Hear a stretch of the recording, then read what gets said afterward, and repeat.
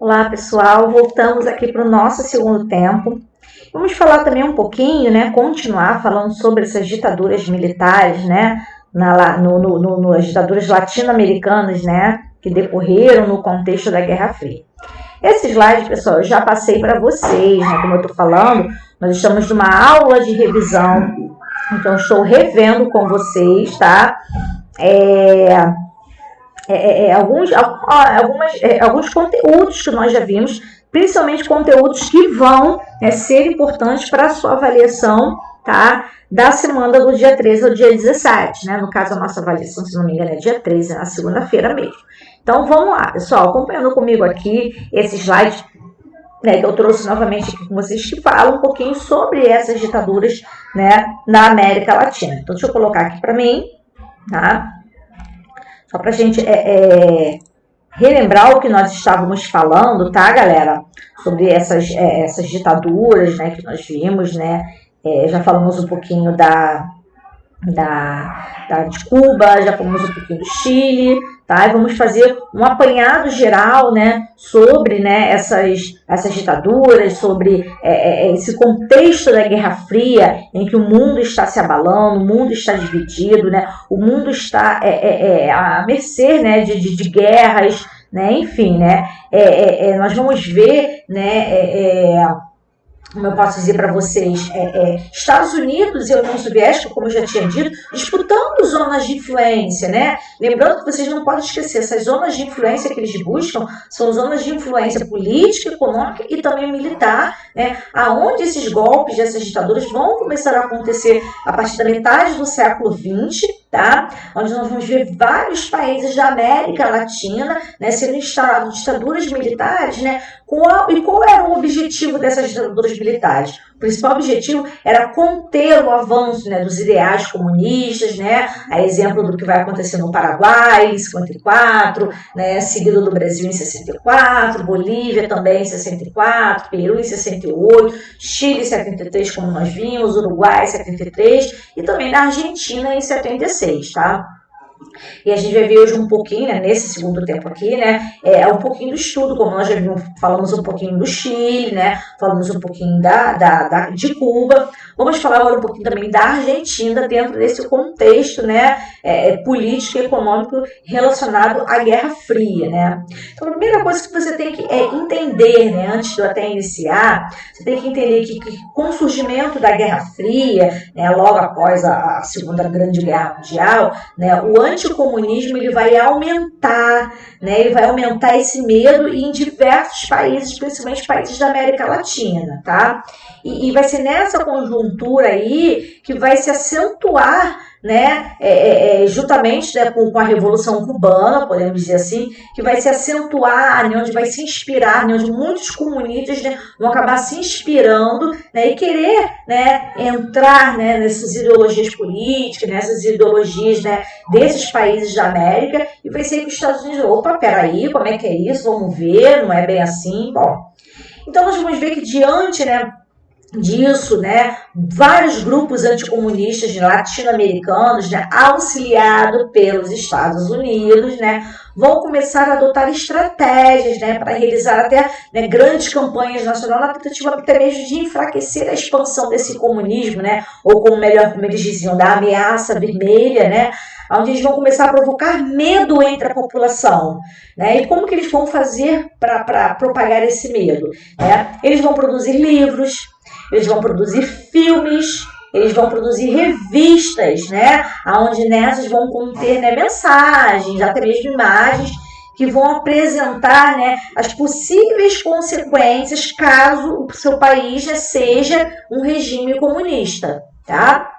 E além disso, a gente vai ver realização de cursos, seminários, vamos ver passeatas, entre outros métodos, para também maneiras diferentes de mobilizar diferentes segmentos da sociedade contra essa ideologia comunista, tá? Então a gente vê nesse sentido os Estados Unidos, durante o governo do então presidente John Kennedy, onde ele vai criar, vai lançar a Aliança para o Progresso, tá? O que foi essa Aliança para o Progresso, gente? Isso aí foi um projeto, né, de investimentos e também de ajuda, né, aos países da América Latina, tá? A meta dele era se aproximar desses países, tá? Com o objetivo de impedir, né, que influências, né, cubanas, né, ou até mesmo influências lá, né, da União Soviética, né, viessem sobre esses países, né, da América Latina, né? Bom, gente, cabe também a nós também enfatizar que, embora os Estados Unidos ele tenha tido esse papel de destaque na luta, né, contra esse comunismo aqui na América, tá? Onde ele vai apoiar esses golpes, né, de Estado que vão ocorrer em vários países, tá, gente? Não é possível a gente compreender, né, o estabelecimento dessas ditaduras apenas pela influência dos Estados Unidos, tá? Esses regimes ditatoriais, eles também foram resultado de disputas, né, disputas políticas e até mesmo ideológicas, que foram coisas específicas de cada país. Então a gente também não vai julgar, né, a culpa 100% também nos Estados Unidos, não, tá? Então a gente tem que entender isso, tá?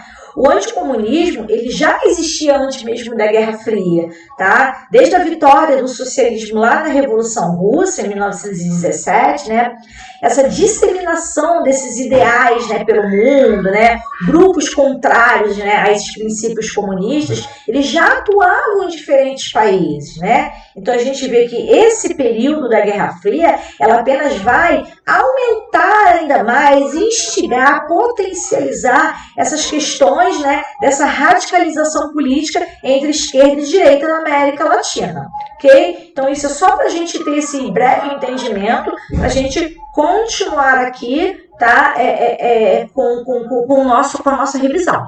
Bom, tem uma parte lá do livro de vocês, tá, que é um trecho, tá, que analisa a atuação dos Estados Unidos na Guerra Fria, onde ele tinha o objetivo de conter o crescimento do comunismo e do fortalecimento da União Soviética pelo mundo, tá? Então, é um trecho, né, de um livro, né, Em Guarda contra o Perigo Vermelho, o Anticomunismo no Brasil. Eu vou ler esse trecho para vocês, para a gente poder entender isso, tá? Então, vamos lá, ó. Como resposta ao crescimento da área sob influência soviética, os Estados Unidos se propuseram a desempenhar o papel principal, né, de fortaleza anticomunista, ocupando posição de coordenação na guerra contra o perigo vermelho, né, comunismo, tá, gente? Perigo vermelho, comunismo, né? Postura que derivava tanto de compromissos ideológicos quanto de interesses geoestratégicos e econômicos. Para cumprir, né, a contendo o objetivo de defender o planeta dessa ameaça revolucionária, passou a ser imperativo para os Estados Unidos de reunirem em torno de si os países do mundo livre, mesmo contra gosto de algum deles. E a Guerra Fria produziu essa intensificação do anticomunismo, pois os Estados norte-americanos acabam empenhando o peso do seu poder e da sua riqueza, né, na sustentação desses grupos, dispostos a enfrentar esse inimigo comunista, oferecendo-lhes suporte ideológico, suporte político e também suporte material. Tá? Escolhi agora um pequeno trecho de um livro chamado Em Guarda contra o Perigo Vermelho e o Anticomunismo no Brasil, de 17 a 64. Okay? Então, é muito importante a gente analisar essa questão dos Estados Unidos, né, onde ele vai plantar aquela sementinha do anticomunismo, mas cada país vai aderir da sua maneira, através de suas ideologias, de suas políticas, né, de seu material proveniente de cada país.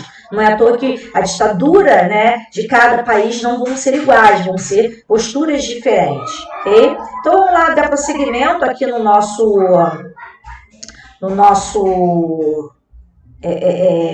nosso material aqui, tá? Deixa eu ver aqui, deu o slide aqui.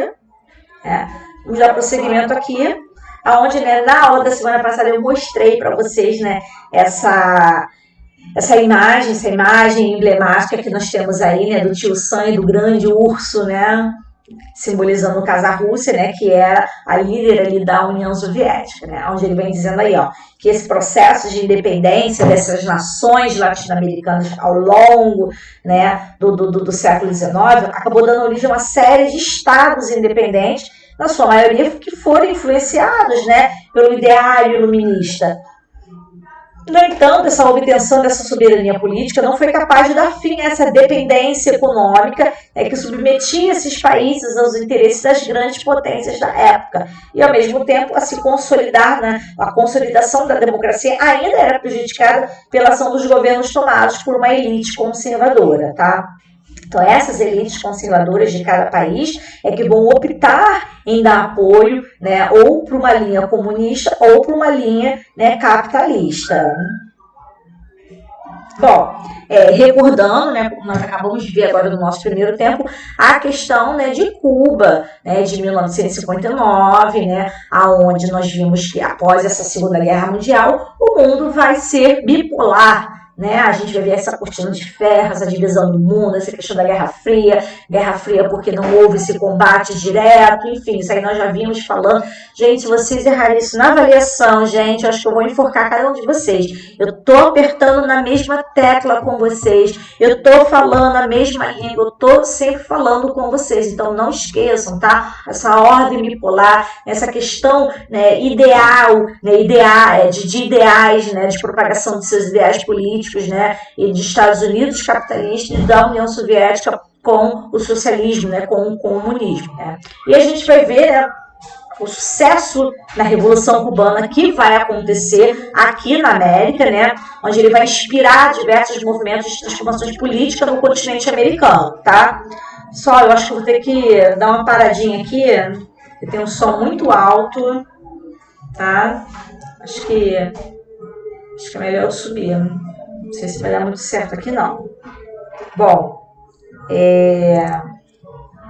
está tendo barulhinho aqui do lado dos vizinhos, enfim. Eu não sei nem cadê meu fone. Bom, pessoal, vamos aqui para a aula, né? Daqui a pouquinho a gente encerra. Vamos aqui dar prosseguimento, tá? Esquece um pouquinho esse barulho aí.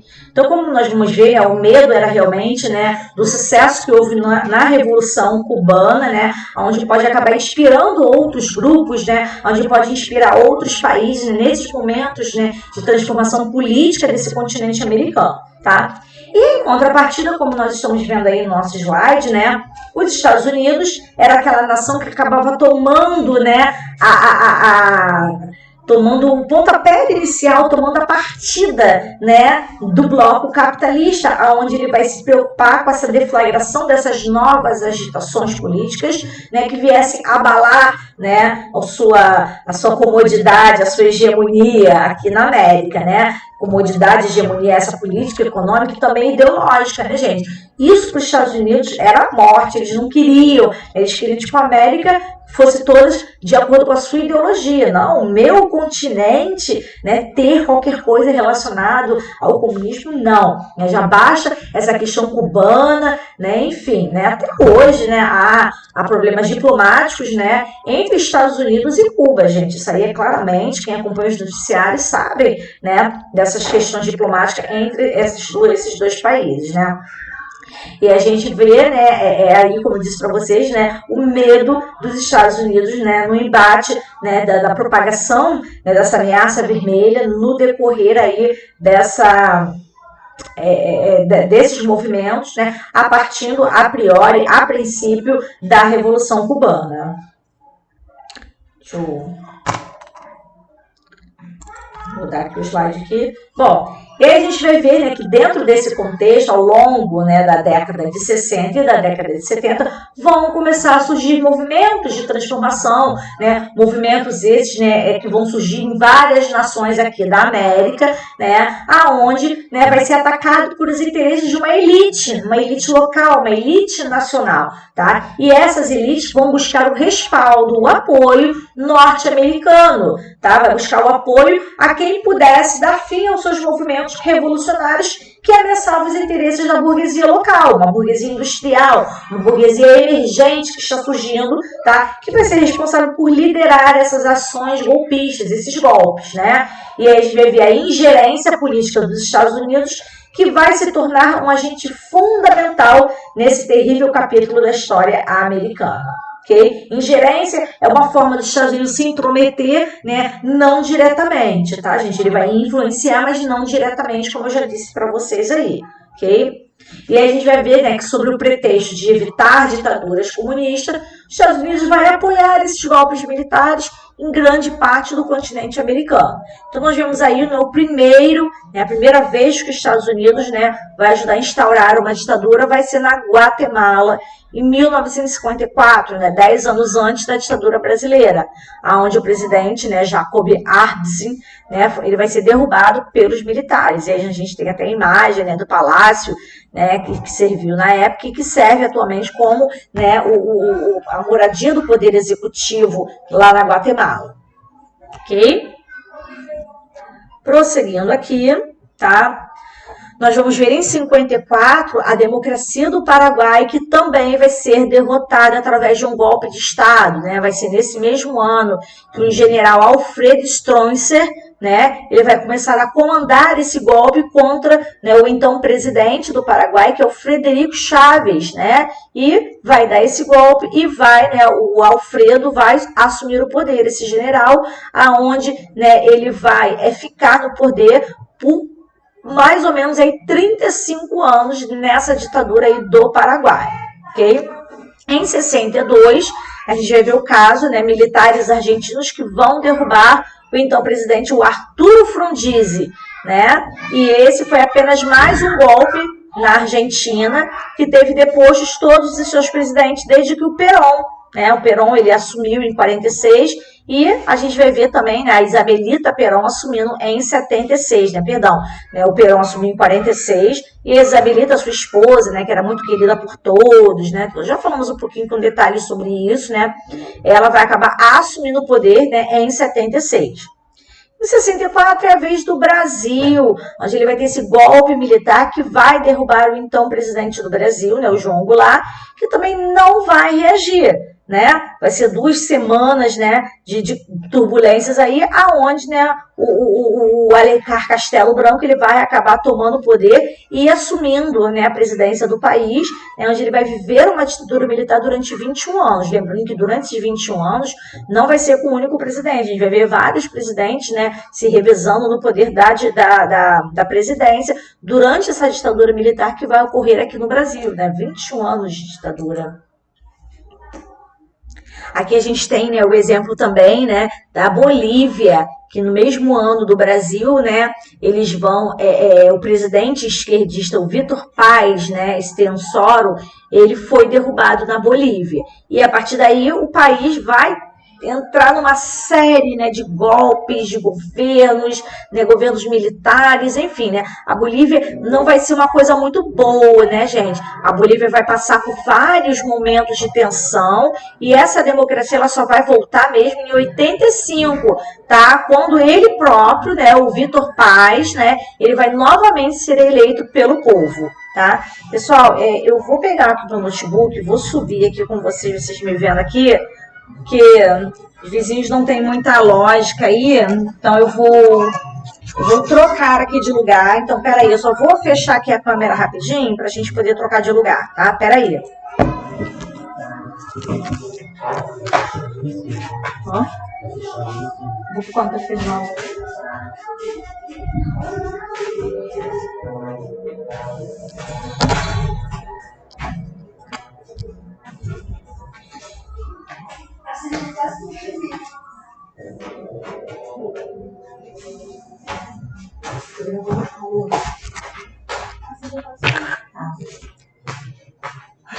Senta aqui. Liga pra mim, ó.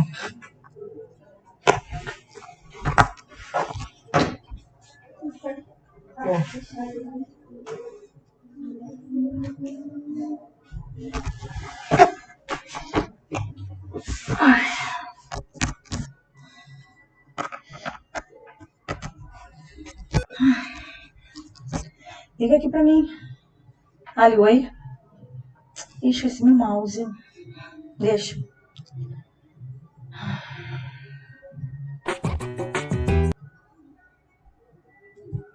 Bom, voltamos aqui.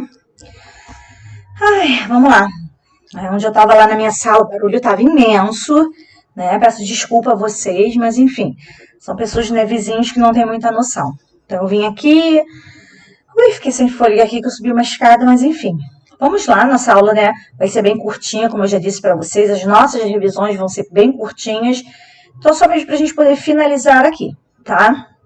Bom, então, como nós vimos aqui, né, retomando o que nós falamos da questão da Bolívia, tá? A Bolívia vai ter, né, a sua ditadura militar, né, sendo estourada através desse golpe a partir de 64, mesmo ano do Brasil, tá? Onde a gente vai ver, né, o seu presidente de esquerda, né, sendo tirado do poder, tá? E que anos depois, né, em 85, quando, né, a democracia ela vai voltar para a Bolívia, ele vai ser novamente reeleito. Então isso é muito bacana, tá? O povo, né, quando tem esse carinho pelo seu governante, tá? A gente vai ver a ditadura militar também, né, na República Dominicana, que vai começar em 1965, né, com Juan Emílio Bosch, né, Gavino, onde ele tinha sido escolhido como presidente, né, do país em eleições livres, né, eleições bem democráticas, né. Só que o fato lá é que isso não acontecia desde 1914, né? E durou pouco, né? 7 meses depois, ele acabou sendo tomado através de um golpe militar e tirado do poder, tá? E nós vamos ver também em 68 os militares que, né, vão tomar o poder lá no Peru, onde eles vão derrubar o presidente Fernando, né, Belaúnde Terry, né, onde ele vai se assumir o poder, vai ser o general Juan Velasco, né, e que ele vai, né, tomar uma atitude inesperada, né, como a gente pode ver aí, o governo ele vai ser, né, a primeira ditadura do continente a promover a reforma agrária, pessoal. Lembrando que a reforma agrária é a distribuição de terras, né? E essa reforma agrária, ela é uma questão muito socialista, voltada para o comunismo. Então isso vai ser uma coisa um pouco preocupante que vai acontecer no Peru. É como assim, um ditador promovendo reforma agrária, então vai ser um abalo que vai ter, né? Aí no Peru, né? Vai ser algo meio, né, que desconcertante. Deixa eu aqui, ó. Em junho de 73, a gente vai ver o Chile, né, dominado pelos militares, né, que vão derrubar o presidente democraticamente eleito, que foi o Salvador Allende, tá, galera? E quem vai assumir o poder vai ser o general Augusto Pinochet. Nós já vimos aqui nesse primeiro tempo de aula eu falando sobre, né, as questões do Chile, né? Pinochet só vai ser retirado do poder em 90, aonde vai ser encerrada a ditadura militar, né, lá do continente. No Uruguai também, a ditadura durou 12 anos, né, onde em 73 o presidente então eleito Juan Maria Bordaberry, ele vai suspender a Constituição, ele vai fechar o Congresso e ele também vai passar a governar como um ditador. E somente em 2010 que ele vai ser condenado a 30 anos de prisão, né, pela justiça uruguaia, né, por questões de assassinato, de ocultação de cadáveres, durante o período da ditadura militar, e também por ele ter violado, né, a Constituição vigente, a Constituição do período quando ele deu esse golpe, né, e fechou o Congresso e instalou uma ditadura, gente. Bom, semana passada nós até falamos um pouquinho sobre isso na nossa aula, através daquelas charges, né? Aquelas charges da Comissão da Verdade, né? Que já é uma instituição que hoje em dia, né, procura documentos para incriminar pessoas, né? Incriminar militares sobre o desaparecimento desses corpos. Então, aqui no Brasil já existe isso. Pena que ninguém ainda foi preso, né, em decorrer, né, dessa Comissão da Verdade, mesmo porque, como nós vimos também na aula da semana passada, algumas charges, né, de documentos que ninguém sabe, né, dos documentos, ninguém sabe, né, por exemplo, quando uma pessoa é presa, ela tem todo um documento, uma ficha, então muitos documentos foram sumidos, queimados, sabe Deus cadê, então assim, essa Comissão da Verdade, ela procura, mas falta ainda muitas provas, né, para poder incriminar qualquer pessoa em relação à ditadura militar que ocorreu aqui no Brasil, com mortes, ocultação de cadáveres, enfim.